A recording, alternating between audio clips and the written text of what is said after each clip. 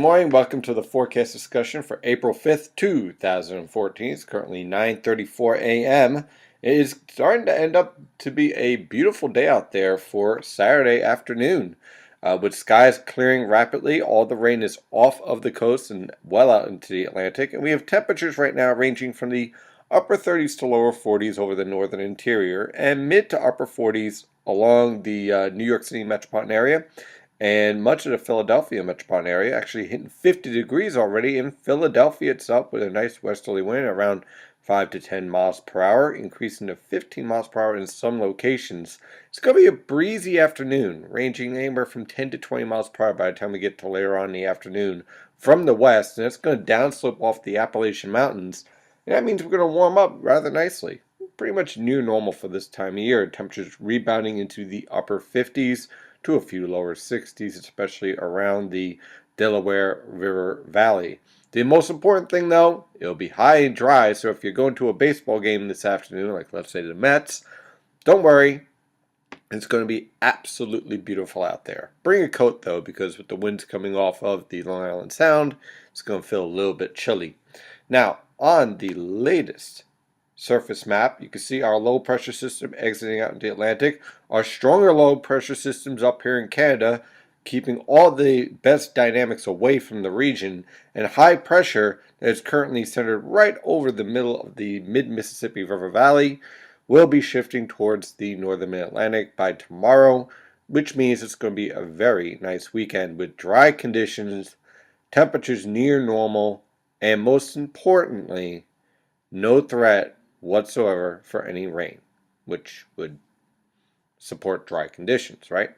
So the next threat for rainfall will be with this low pressure system out here that's going to start to develop and bring some moderate to heavy rainfall Monday night to Tuesday. We'll get to that in a moment. On the latest radars, you could pretty much see the rainfall's out of the region. We have a little bit of a weak disturbance. This will stay up to the north of the region, producing a few isolated showers for the Mohawk River Valley and portions of New England.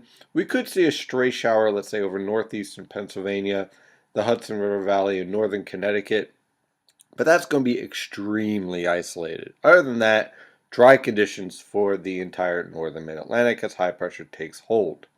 Now, with all this going on, we have the infrared satellite picture. Now, take a look at this. This is pretty impressive here. We have this low pressure system exiting out. Look where all the lifting is. This is pretty impressive lifting for this time of year. And then we have our next storm out here that's starting to brew and get itself organized here. High pressures in control throughout the region.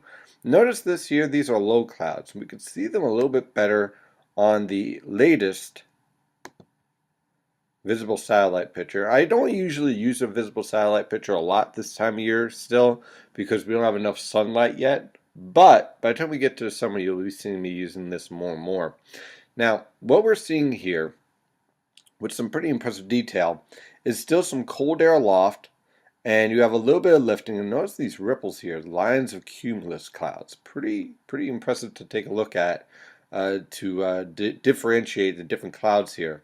You have a little bit of stratus here, you have some cumulus here with these rows of clouds here.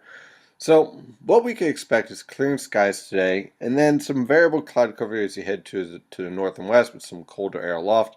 As the atmosphere becomes more and more warmer, these clouds will start to break up. On the water vapor satellite picture, you can see we have a very active pattern still. Now look at this subtropical jet stream. This is pretty vigorous here. And we have another disturbance coming in from the west coast here. These disturbances are going to interact here, this one and this one here, to produce a rather vigorous rainstorm for us on Monday night into Tuesday. Now, again, we have to see whether any strong thunderstorms develop to the south of us that could rob us of some moisture. But right now, we're looking at probably around 1 inch of rain potentially by the time we get to Monday night. That could cause some localized flash flooding. Other than that, it's going to be a very nice pattern setting up in terms of temperatures at the very least.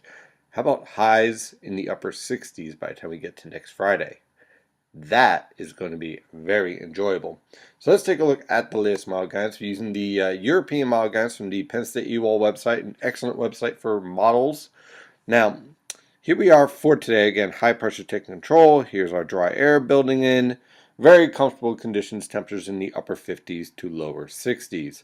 For tomorrow, high pressure slides right over the region. That means winds will be light and variable, and clear skies can be expected, with temperatures ranging from the mid-30s for lows and upper 50s to lower 60s for highs. On Monday, clouds will increase throughout the day. I think the rain holds off until the late afternoon hours. So if you're going to the Yankee game opener, or I believe the Phillies are opening as well, don't worry. No worries as far as rain, I don't think, at this time. I think all the rain holds off until about 6, 7 p.m.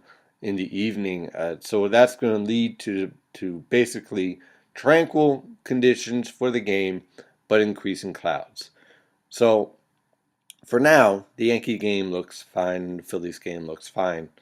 As far as rainfall, though, is concerned, look for that to come in Monday night into Tuesday and will be heavy at times. Temperatures on Monday will range from the mid to upper 30s for lows and mid to upper 50s for highs. On Tuesday, with the low pressure system exiting out of the region, we'll have a westerly wind coming off of the Appalachian Mountains. That's going to produce downsloping, and that's going to lead to temperatures warming up in the afternoon with skies clearing in the upper 40s to lower 50s for lows and mid to upper 60s for highs. So it's going to be a very nice day out there for the northern Atlantic on Tuesday. On Wednesday, high pressure takes control with sky cloud cover. A bit cooler because we're going to have a polar marine air mass in place here. And so as a result, look for lower to mid 40s for lows and mid to upper 50s for highs. Most locations will be around 55, 56 degrees. Then we start our warm up again as we head into Thursday and for Friday, with high pressure in control. Now, there could be a few isolated showers on Friday afternoon with a passing cold front that is going to be weakening. But other than that, dry conditions can be expected. Temperatures on Thursday, mid-30s for lows, upper 50s to lower 60s for highs. And then the jackpot on Friday, mid-40s for lows, mid to upper 60s for highs. I wouldn't be surprised to see a 70-degree temperature in the Delaware River Valley. One thing I want to point out, notice now all of the lifting is starting to get focused more towards Canada as the jet stream starts to retreat further north. Our upper level low, or polar vortex, is lifting much further north, and we're ending up with more of a zonal pattern setting up here with weak to moderately strong waves of energy moving in from the Pacific, moving across the country via our subtropical jet stream, and you could thank a developing El Nino for that. Well, that is your forecast discussion for today. Of course, I'm your meteorologist, Stephen DiMartino. Follow the latest weather information at nynjpaweather.com and nynjpaweather on Twitter, Facebook, Google+, and LinkedIn. And as always, stay safe out there.